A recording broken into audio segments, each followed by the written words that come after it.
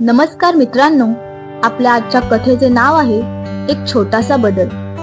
संदीप एक मध्यमवर्गीय कुटुंबातील तरुण होता.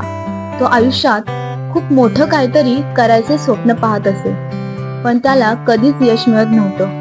सतत अपयश येत असल्यामुळे तो निराश झाला होता. एके दिवशी तो आपल्या आजोबांकडे गेला आणि त्यांना विचारले, मी कितीही मेहनत केली तरी यश मिळत नाही, मी काय करू? आजोबांनी शांतपणे हसत त्याला स्वयंपाकघरात नेले. तिथे त्यांनी 3 भांडी गॅसवर ठेवली आणि त्यात पाणी गरम करायला ठेवले. एका भांड्यात बटाटा, दुसऱ्यात अंड आणि तिसऱ्यात चहा पावडर टाकली. काही वेळाने त्यांनी बटाटा आणि अंड बाहेर काढलं आणि संदीपला विचारले, सांग बघू, या तिघांमध्ये काय फरक पडला?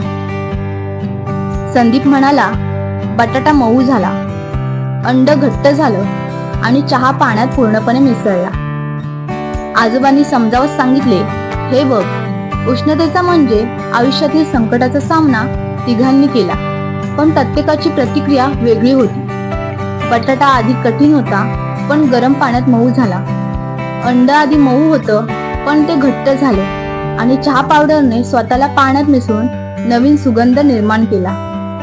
आयुष्यात संकटे सगळ्यांनाच येतात, पण त्यावरची तुझी प्रतिक्रिया ठरवते की तू कमकुवत होणार का अधिक ताकदवान होणार. ही गोष्ट ऐकून संदीपला समजलं की संकटांमधून शिकून स्वतःला सुधारायचं असतं. त्या दिवसानंतर त्याने मेहनतीसोबत सकारात्मक दृष्टिकोन ठेवला आणि लवकरच यशस्वी झाला.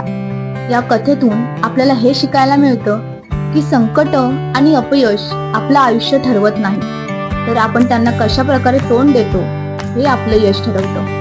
बदल स्वीकारा आणि यशस्वी व्हा.